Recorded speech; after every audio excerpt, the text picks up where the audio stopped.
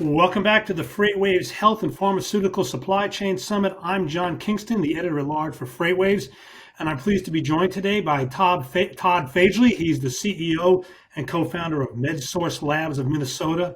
They're a manufacturer and supplier of a wide range of medical equipment. Given that he's got perspective on the pharmaceutical and medical supply chain from the perspective of a manufacturer and a distributor. So, Todd, welcome to the FreightWaves Health and Pharmaceutical Summit. John, thank you. Thanks for having me.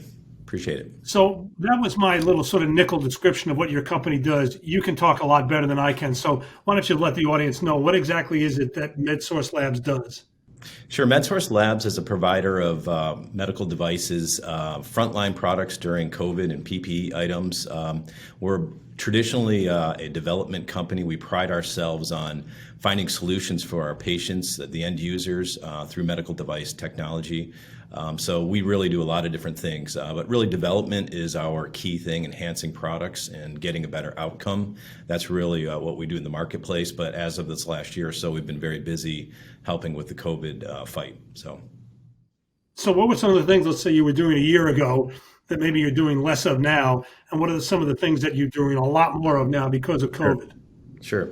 Well, about a year ago, we were very focused on a few key strategies for new products, mainly in the infusion market. We develop products with our customers, so we'll team up with them and we'll kind of find a solution that works for them, for the marketplace, and for the end user. This last year, it's been a call to arms, helping procure PPE items, masks, things of that nature, gowns, and other frontline items. So we've been very busy really helping out with the procurement of products and getting them to the market, helping people get that solution in place. And a lot of our innovation has kind of taken a back seat during this time frame. So there's been an acute need now, but we're at this point starting to get back to a little bit what we were doing before, which is our bread and butter, and that's creating new products. All right, let's talk about the supply chain that you had pre-COVID, because I'm sure it might be a little bit different now. So let's say you had a product that you brought to market. I know medical devices tend not to need a full truckload to get to market. Maybe I'm wrong there. But what sort of logistics services did you use? Did you use a 3PL? Were you using smaller, more parcel type delivery services like FedEx and UPS? Or maybe LTL carriers? Or did it vary among the products you did? Yeah, actually all the above is correct. We do our own warehousing. We do 3PL. We do LTL. We do full container shipments.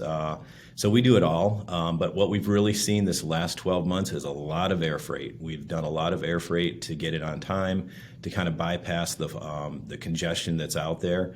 So that's been a big issue and a big need, and a very expensive need. But priorities for the supply chain need to be medical devices, we feel, and it's an important time for it. So the expenses had to be incurred, and so it's kind of the same, but a lot different at the same time. So are you using outside 3PL companies?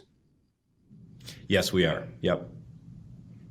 All right. And how big is your network? Do you use a dozen of them, or are there one or two favorites? And if you want to identify them by name, that's okay too. Sure. Well, I'll just generally say where they're located. We have 4 locations around the world.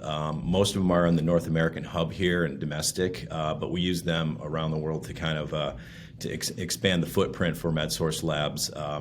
So we've expanded a little bit more of that third-party service during this time period, but generally speaking, it's not been a big change for us, but it's a kind of enhancement, so to say. We've had to kind of beef up the supply and kind of add more inventories and kind of pre-plan for the congestion that's happening and what's ahead with this year coming forward. And did you find that the 3PLs you used were, I was going to say, are they up to the task? If they weren't up to the task, you presumably wouldn't be using them anymore. But looking back now, are you kind of impressed at how fast they changed their way of doing business, or how fast, I shouldn't say that, how fast they adapted to the new realities? Yeah, I think so. Well, we've really vet through our partners. We have a pretty stringent system here. Since we're medical devices, our regulatory is very heavy, and we look at ISO compliant facilities. We really look at the top tier. We're looking for partners, and most of our partners have been long-term partnerships, and that's what MedSource Labs does, is they partner up, and we partner up with people that really know their business. We're not a freight company. We're a medical device manufacturer and deliverer of solutions. But really, these people have done a great job because they've been long-term partners. And I think if you pick the right partnerships, you really go far, and that's really been a lucky thing for us during this time. Now, the products you manufacture, what's kind of generally been your split about how many of them were made abroad and how many of them were made in the U.S.? Well, I would say it's probably about 70% abroad. And really, it's components. We have a manufacturing facility here in Indianapolis, or actually just outside of it. And a lot of the components are made overseas. We do procure a lot of products, finished products as well from overseas. But it's really a global network, and it's one part will come from the U.S., but it will really finalize in another area and vice versa. So it's you asked me an exact percentage, and it's I say about because that's really about what it is at this point. One big global system. And the parts that you would source from abroad in the past, were they generally shipped over by air or by ship? I know that traditionally there's always been this view that medical devices are a big air freight product, but if you've got a longer, steady supply line going out, it's a lot cheaper to move it by ocean-going vessel. Had that been what you were doing? Yeah, I'd say probably 90% of the products previous to COVID were shipped. And a lot of commodities, there are large volumes of some of the commodity items. Not everything we have is a smart device that has a high-tech clean room. It has, the state-of-the-art. But there's a lot of basic items that just need shipping with ship vessels to carry them around the globe. And so most of it has been that previous to COVID. And then how much of that did that shift, if at all, onto airplanes? Well, for the first couple months of COVID, that probably flipped the other way. It was 90-10. Nothing was really moving outside of Southeast Asia very well. Air freight was the name of the game. And as we all know, most of your viewers probably know that in your audience, it was out of control. It was an incredible time, and it still is to a point where it was overinflated and just really congested. But air freight became the name of the game for almost anything if you're trying to move it during the COVID shutdowns. Do you think as a result of this, your supply lines have changed maybe permanently, things that you may have been doing that you thought were temporary? Now you think, hey, you know what? Maybe we'll keep doing this. Yeah, I think our strategy, I don't know if it's going to change how we view our future and where we go forward.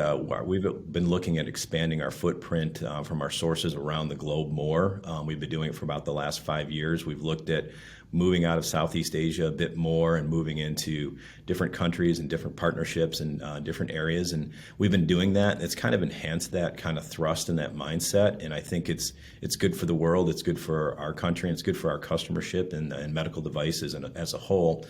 So that's really kind of supercharged our mindset there. So then you're not necessarily seeing a lot of onshoring where you're bringing some of the sourcing back to the U.S. and maybe it's just not possible. Everybody talks about onshoring or bringing things back, reshoring, I guess is the term. And then you turn around and you find out that there aren't really companies that make some of the things that are necessary and things that are getting regularly made abroad. Are you running into any of that? Well, we do manufacture here ourselves, and the onshore or reshoring, or however you want to phrase it, is a great idea. It really makes a lot of sense in theory. Application is very difficult. There's a lot of regulation in our country. We really need an administration to focus on this. We need some policymakers to help support these. We need some incentives to get it back here. It's a great idea. We would love to do everything here to support our people here in our country, but it's a global world, and until we can really get that mindset set from a policy standpoint all the way through, it's difficult. So it sounds great, but we're doing our part for what we can do, but there's certain business fundamentals that make it a global system. How much is the demands of the vaccination program in the U.S. putting a squeeze on your supply lines, if at all? Are you finding capacity is even tougher to get than it was? No, I don't think it's affecting us directly. I think the congestion that's out there right now around the world is what's affecting us. Medical supplies need to be a priority during COVID, And I think that's the one thing we need to keep thinking about. But the vaccines aren't really, per se, giving us a direct impact at this point. Let's talk about the big shift that you said. You said you used a lot more air than you ever thought. What was that like? Did most of the were your 3PLs were your 3PLs the groups that were kind of setting up these supply chains? Did you learn a lot about moving things by air that maybe you didn't use before? And kind of similar to the question I asked before, do you see air now as a much bigger part of your supply chain than it might have been previously? Sure, yeah. Well, we used everything we could, every method. We learned a lot. We used our partners. We did some ourselves. We worked with our suppliers and our vendors. It was a 24/7, nonstop. It was a war room situation kind of thing. And so to get products here and to move freight was an amazing task for us and everybody we worked with. So yeah, I do see that some of the fundamentals may change a bit. I think as we go forward, the air freight solution is one that hopefully can be utilized more. Again, it's a cost thing, so it's a value to market proposition. We want to keep medical supplies affordable. Air freight is a little bit higher, as we all know, quite higher in some cases. So, really kind of finding that balance between getting the product to market versus the cost that it's going to be incurring and additional to the product. Your own internal logistics team, I don't know how big it is, whether it's, a guy or many guys and women. How were they, I am assuming they were called upon like they'd never been called upon before. When you look at that staff now, do you think, well, you know what, it needs to be bigger. They did a great job, but we don't have even enough people that this is just going to be such a challenge that we need to develop more expertise in-house to handle this? Yes, yeah, very much so. We are hiring actually in those departments, and our people did a lot during that time period, and they're I wouldn't say they're road worn, but they're tired, but they're still moving things forward, and they're still taking the charge forward. But we need more people. MedSource Labs is expanding, and that's definitely a department that we have to add to. And I think. As you said, COVID has made this a thing that might be continuing throughout the future here. So, yeah, we have a need there. Let's talk about some of your products. What are some of the ones that you already manufactured or distributed, whichever, that you sold, that suddenly got very hot during COVID, that the demand for them was just beyond anything you'd ever had before? Sure. Besides developing products with our customers, we also have a traditional line of MedSource products that we've either developed or sourced in the past from Southeast Asia, and some of those were PPE items. So PPE kits, thermometers, masks were all things that we had in our lineup previous to COVID. And as we all know, it just supercharged everything, especially in the first 6 months. It was a demand that was about a year's worth of demand would come every month. It was unbelievable for what we need to procure as a country and as an industry to get the products to our people. Some of this conversation almost sounds like we're talking about something that happened in the past, but obviously COVID is very much not over. We still got a long way to go. What are some of the biggest supply chain challenges? And we'll divide this question into two parts: supply chain challenges, but also as a manufacturer and distributor of products, what do you think are some of the biggest challenges going forward? Because this is not over. Sure. Yeah, I think right now we have a container shortage, and that's the biggest thing that we're navigating through. The world is ramping up for the Chinese New Year holiday, the lunar holiday, and the demand for containers, the physical boxes, is huge. And as the world has been shut and restarted and shut and restarted, the traffic and flow of these containers and the shipping lanes and lines have been really congested. The ports are congested, the railways are full. So that's been the biggest issue that we see right now.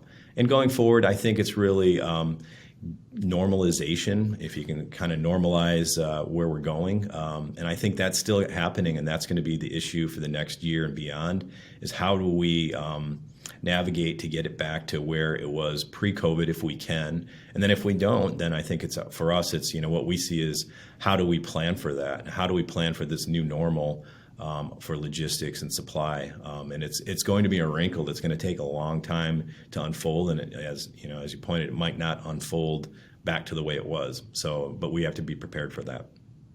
I mean, looking back now on your logistics your logistics department, your whole logistics strategy prior to COVID.